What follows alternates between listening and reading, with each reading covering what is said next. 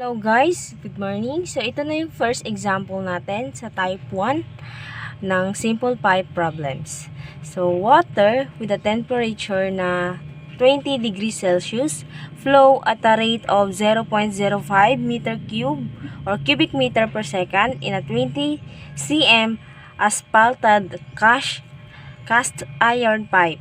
What is the head loss per kilometer of pipe? So, diba sa type 1 natin, ang findings doon is ang ating head loss.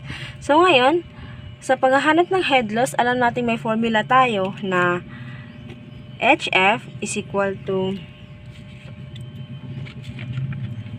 F LV squared all over 2 GD. So, meron tayong formulang ganito. So, before that, kailangan muna natin makuha ang value ng V. So, paano nga ba natin makuha ang value ng V? So, meron tayong, ang equivalent kasi ng V squared is, V is equal to discharge over area. So, since ang discharge natin is given, makukuha na natin ang velocity. So, 0.05 cubic meter per second all over ang area, ang formula ng area natin is pi all over 4 times ang d diameter natin na 0.2 meter squared. So since may value na yung dalawa, makukuha na natin yung v. So ang v natin ngayon is 1.59 meter squared. Since makancel to at yung isa doon. And then ngayon, proceed tayo sa RE, yung Reynolds numbers. Kung paano ba natin siya kukunin. Sa Reynolds number, meron tayong formula na RE is equal to V sub D all over mu, or yung maliit na V natin. And then, since ang V natin is 1.59 meter per second, tapos yung D natin na 0.2 meter, and yung mu natin, yung mu natin na given, which is ito, given siya. So, substitute lang natin yan. So, 1 times 10 raised to negative 6 meter square per second. So, ngayon, makukuha na natin yung RE natin na 3.18 times 10 raised to 3. So, wala siyang unit kasi cancel lahat ng unit niya. And then, ngayon, sa relative roughness, o yung KS natin, yung pagguha natin ng KD, kailangan natin ng table. Which is, itong table is, mahahanap natin kung ano ba yung value ng ating asphalted cast iron pipe. So, ito yung table. Makikita nyo na ang value ng asphalted cast iron pipe natin is nasa 0.12 mm. So, isusulat natin yan, relative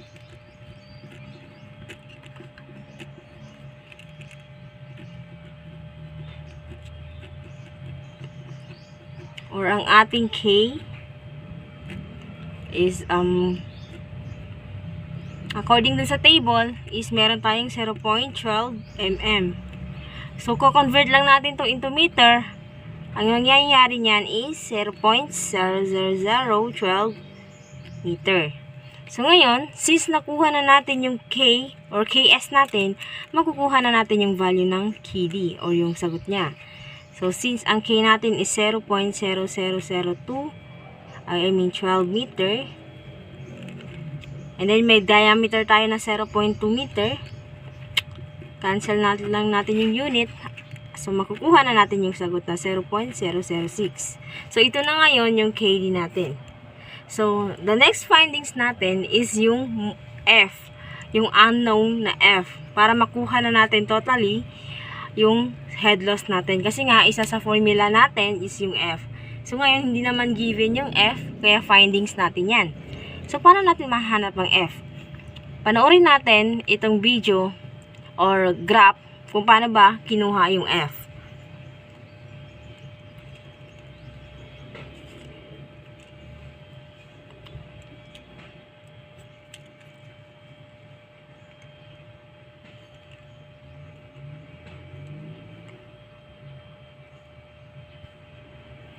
Okay, so di ba makita natin sa video, ang value ng F natin is 0.019.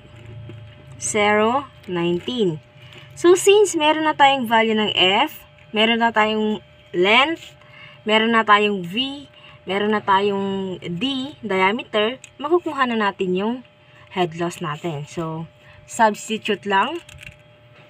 HF is equal to 0.019 times length natin na 1,000 times yung ating velocity na 1.59 Guys, so since nakuha na natin yung RE or at saka yung relative and then itong gravity natin is 9.81 ito. So yung F, matatagpuan niyo siya times yung ating diameter na 0.2 sa may left side nung graph natin. So since ang RE natin yung value ng HF natin na kaya dyan, tumaas yung blue na arrow. And then yung connection nila so ito na ngayon yung value ng ano natin na 0.06. So para makuha natin yung F, meter natin. Diretsuhan or yung red mark or yung red arrow is nasa 0.019 yan siya. Kaya dyan natin nakukuha yung value ng F natin. Kung may question, ask lang kayo sa akin. Ito yung sagot sa ating type 1. So proceed tayo ngayon sa example natin which is ang sa type 2. So guys, itong number 2 isa itong example ng type 2. Which is yung mga magagamit natin na HF or yung head loss natin is yung sagot natin sa number 1. So dito, ang findings natin ay ang flow rate of water. So we have problem here na the head loss per kilometer of 20 cm asphalted cast iron pipe is 12.2 meter. What is the flow rate of water in a 20 degrees Celsius through the pipe? So, may figure tayo dito na pipe. Ang length niya is 1,000 meter. At yung diameter niya na 20 cm, kinonvert lang natin into meter, kaya naging 0.2 meter. So, may mga methods tayo dito kung paano natin masasolve itong problems.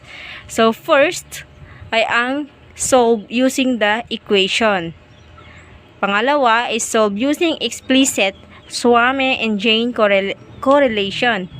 And then, ang huli ay ang solve using iteration.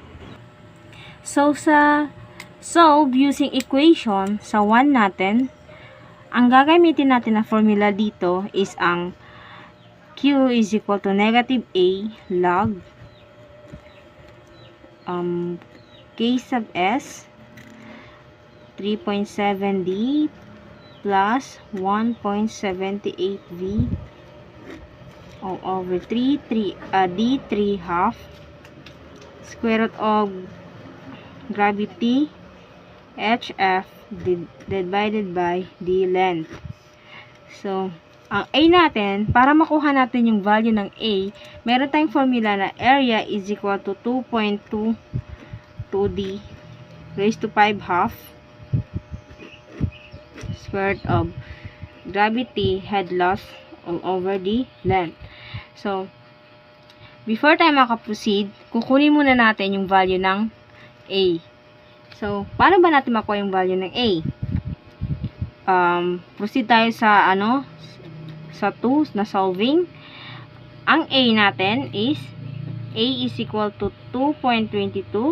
So, itong mga formula na to sa previous video is meron na to sigurong derivation. So, gagamitin na lang natin. So, ngayon, 2.22, since ang diameter natin is nasa 0.2 meter, raised to 5 half, times, ang gravity natin na 9.81, And then yung H sub F natin, or yung head loss na 12.2 na length. So, ito yung length natin, 1,000 meter, which is yung sa figure. So, ang sagot nito is nasa 0.0137. So, ang formula natin na ito, the next one, is kukunin natin yung kinetic viscosity. So, paano natin makuha? So, first, is isa-solve muna natin ito. Isa-substitute natin yung mga given.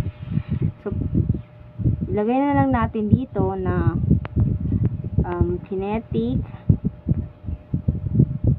viscosity 1.78 times yung malit na v natin, since given yan siya eh.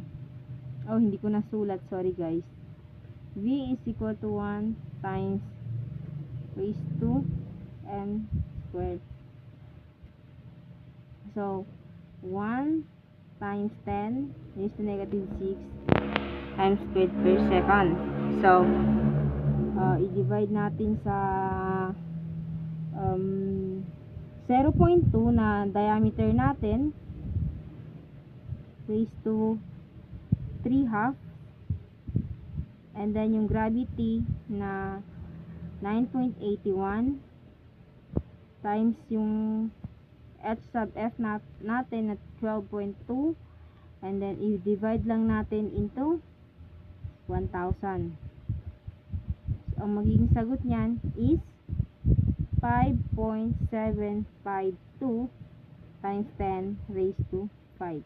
So, ngayon, makuha na natin yung value ni Q sa formula na ito.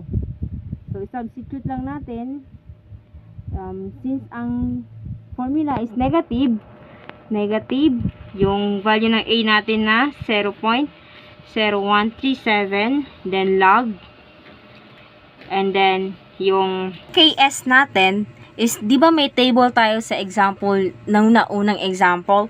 So, ang value nito is nasa 0.0012. So, itong 3.7 is ita-times natin sa diameter, na meron tayong diameter na 0.2. And then, i-add natin, since ito is na-solve na natin, ito na yung sagot niya. So, i-add na lang natin itong sagot dito. 5.752 times 10 raised to negative 5. And then, saka natin i-calculate at makukuha na natin yung flow rate na 0.05 meter cube per second. And then, ngayon, makikita natin sa table, nasa picture, na yung ref natin is meron siyang formula na na tawag dyan, na nakalagay dyan sa diagram na yan. So, itong ref is isusulat natin as ref is equal to raised to 1/2 d raised to 3/2 over v, yung mu, times 2 all over L raised to 1/2. So, ito yung sa natin, Moody diagram natin na 3B. Kasi, yung pagguha natin sa mga value nitong nasa una is nasa Moody diagram yan siya sa A. So, substitute na lang natin, no? So, meron tayong diameter na 0.2 raised to 3/2 all over yung mu natin na 1 times 10 raised to negative 6 times yung gravity na 9.81, and then yung H sub S or yung head loss natin na 12.2 all over 1,000, kasi divide natin yan into 1,000 na length, and then raised to 1/2.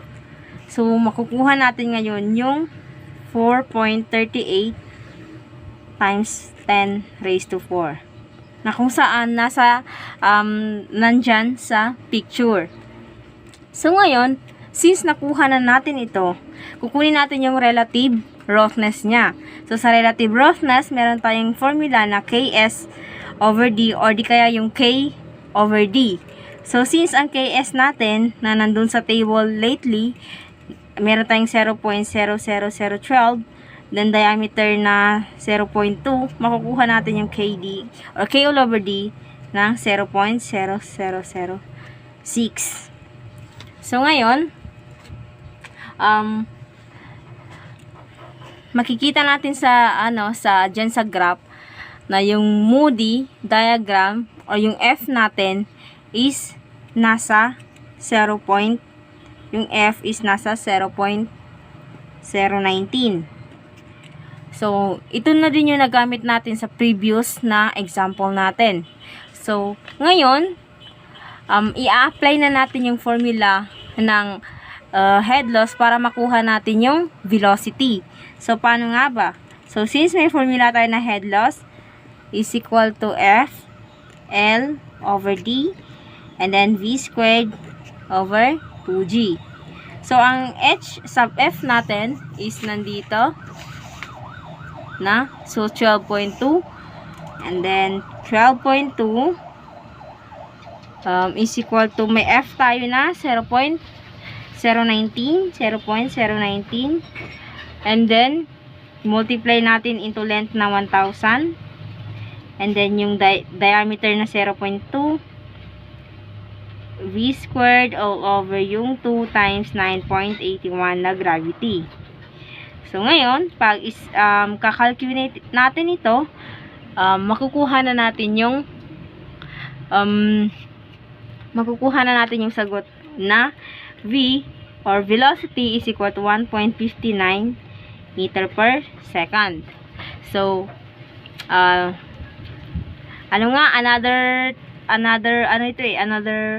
way para makuha natin yung flow rate. So, another formula ng flow rate is, di ba, is equal to, flow rate is equal to AV. So, since ang A natin is pi over 4 times yung D natin times itong value ng velocity na,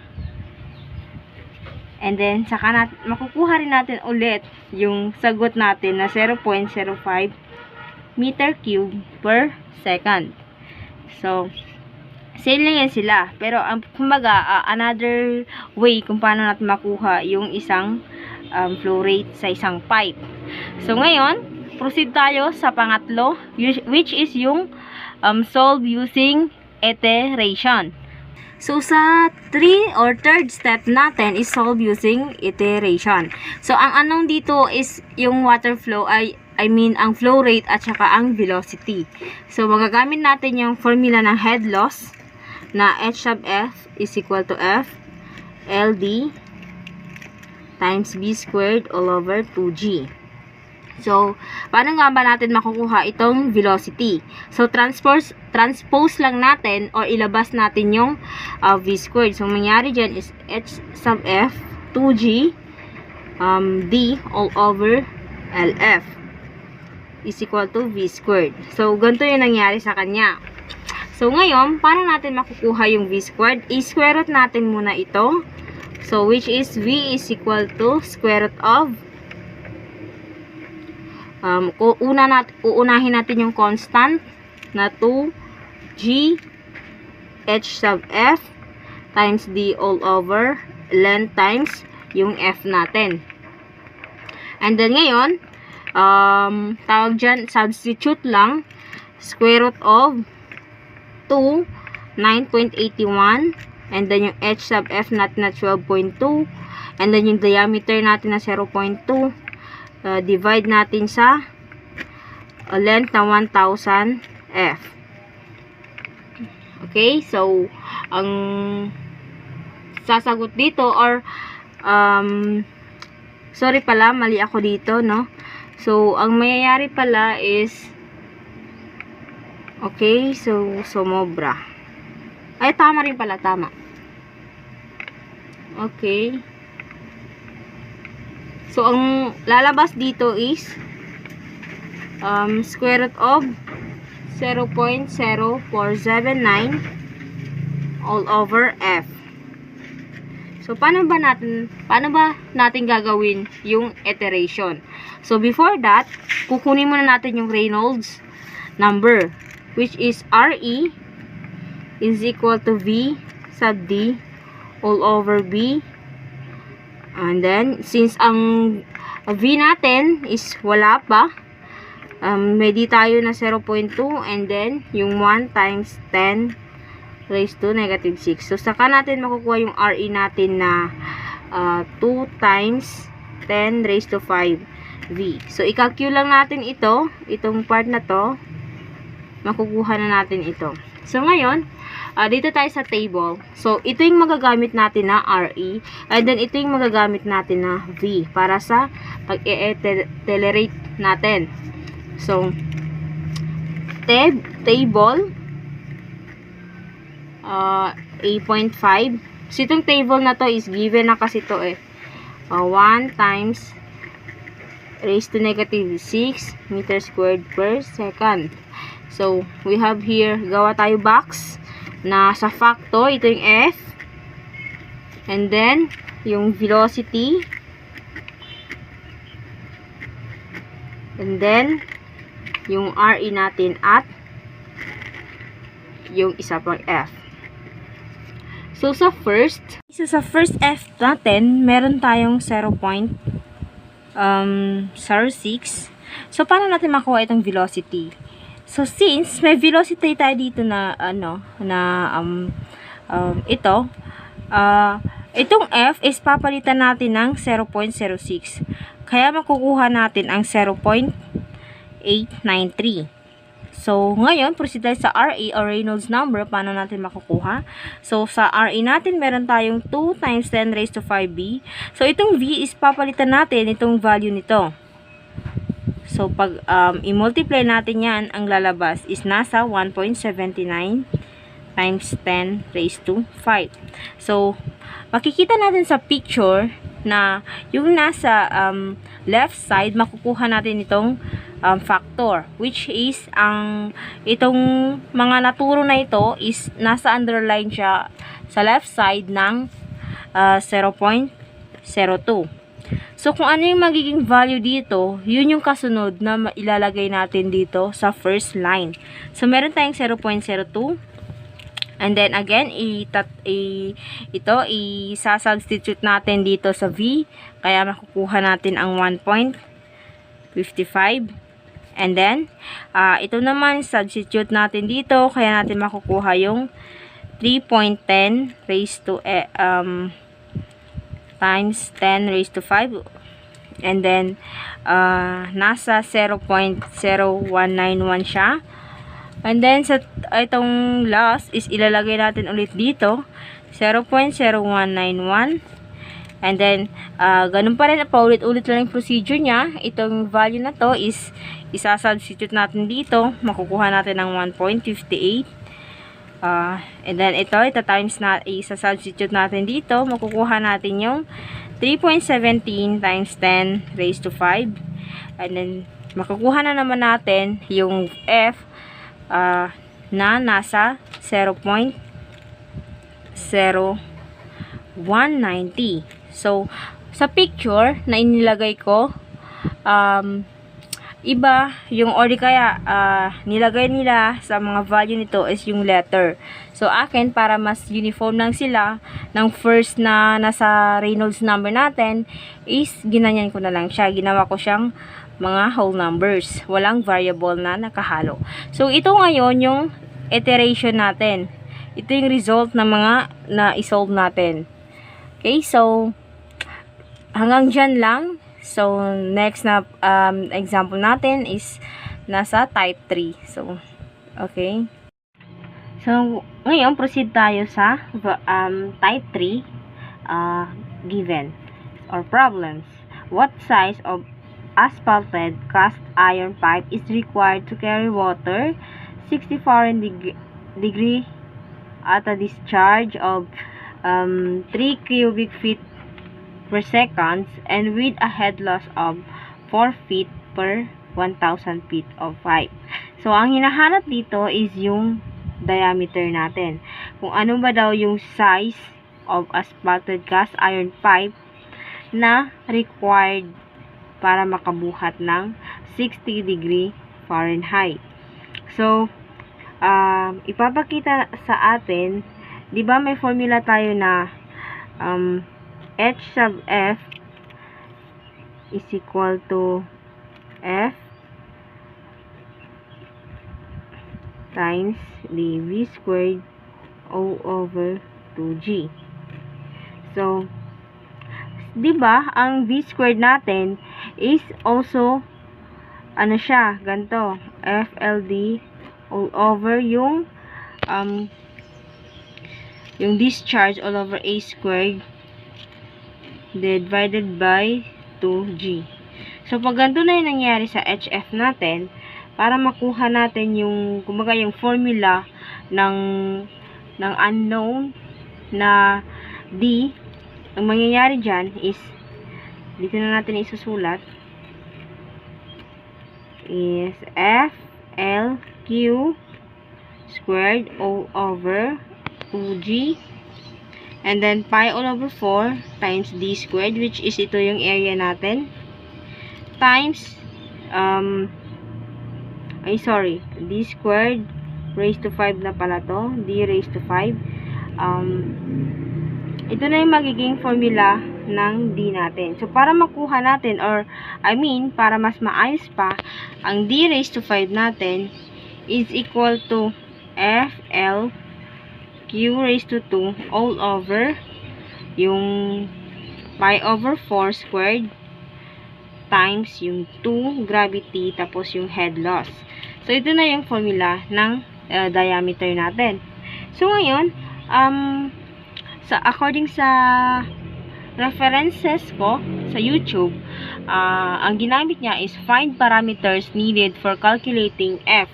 So, ngayon, since ang V natin is meron tayong Q all over A, para makuha natin yung V, is, di ba yung Q is 3 feet. 3 feet cube per second. So, may nalimutan ako dito kasi itong table na to is given na yung first. So, sa first na table, sa first na iteration natin is may initial siya na F na 0.0150, then diameter. Itong diameter is makukuha ito dito sa pagsosolve natin. So, isolve muna natin ito, no? So, yung area na pi all over 4 times yung diameter natin na gagamitin, which is yung 0.968. So, mali pala ako kanina, no? Yung diameter dito is puro mga ano siya, given na pagbabasihan natin kung paano natin isosolve yung isang bagay. So, ito na. So, square yan siya, no? So, ang sagot dito is 4.08 feet per second. So, ito yung magiging velocity natin dito, 4.08 feet per second. And then, yung para makuha naman natin yung RE, meron tayong formula na V all over yung small letter V. So, since ang V natin is meron na tayo na 4.08, times lang natin siya sa 0. Yung diameter ulit natin na 968 all over yung itong mu or itong maliit na V is always yan siya given. So, hindi lang nalagay sa problems natin. So, 1.22 times 10 raised to negative 5. So, ang sagot nito is 3.26 times 10 raised to 5. So, ang isusulat kasi dito is yung may variable siya, letter. So, ganito yung mangyayari sa kanya. 4.3 E minus 404. So, ngayon, ang new F natin is nasa, I'm sorry, 3. Okay, so yung RE natin, dito, ang ilalagay natin dito is 3.26 E plus 0.5.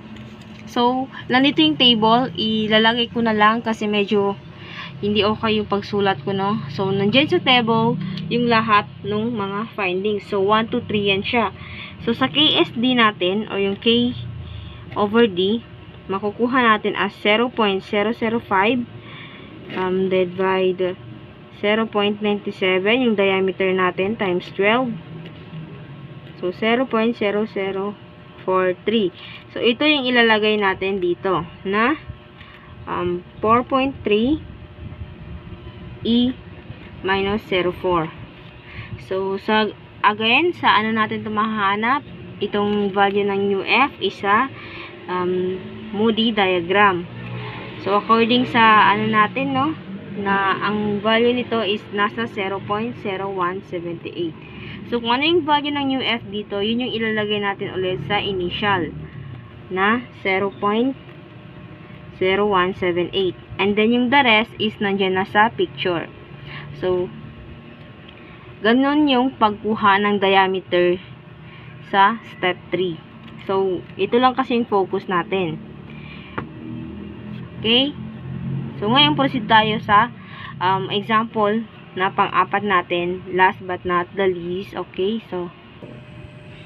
So, calculate the discharge through a pipe of diameter 200 mm when the difference of pressure head between the two ends of a pipe 500 meter apart in 4 meter of water. Take the value of F is equal to 0.009 in the formula of Darcy-Weisbach equation. So, may lahat given na.